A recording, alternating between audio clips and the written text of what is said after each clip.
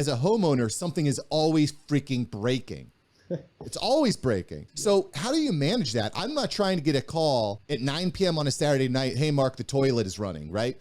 How did you manage like building up this portfolio of properties without completely overwhelming yourself? Yeah, that's a great question, Mark. And I think a lot of entrepreneurs have that question when they enter into the real estate. So I did all three phases of how you would manage or operate real estate properties. First, when I had up to 7 units, I did manage them myself. And I'll tell you, it was really scary because I still don't know really how to fix a toilet.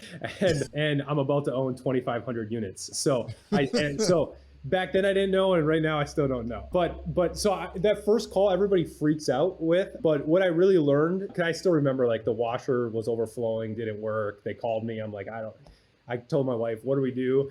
But like technology is crazy these days. Like I literally Googled and found 5 different people that were like 4.5 stars, called all of them, asked for the best price, picked the one with the best reviews, had them go there, they fixed it, they gave me a bill.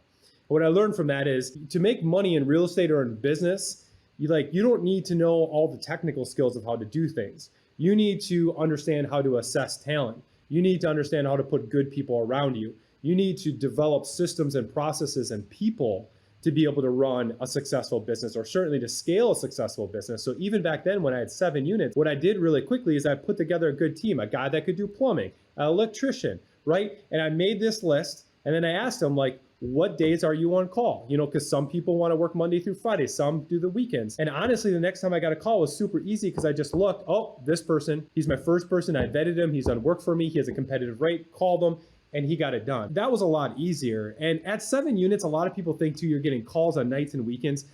Residents don't want to call you on nights and weekends. They're doing shit on nights and weekends. Like you almost never get, you never get those weird calls. But that's what I did to 7 units.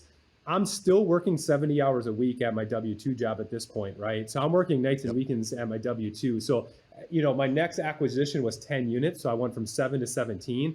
So I'm like, I can't even I don't even want to facilitate the calls anymore, right? So I hired a third-party management company. And for a lot of people, that's a great option.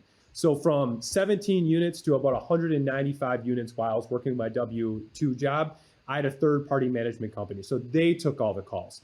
They vetted the right. And what I turned into was not the property manager. I turned into the asset manager. Because a lot of people think you just hire a property management company and then you wash your hands. I would tell you in real estate, as you scale, you have to become an incredible asset manager because now you are managing the manager. Thanks for watching Mark SAVANT Media. Here we're going to help you create a better content in less time and turn that attention into income. If you love this video, you're going to love these videos here. Click the one. Me and my team specially selected this just for you. Click the link. Check out the video. I'll catch you here next time on Mark SAVANT Media.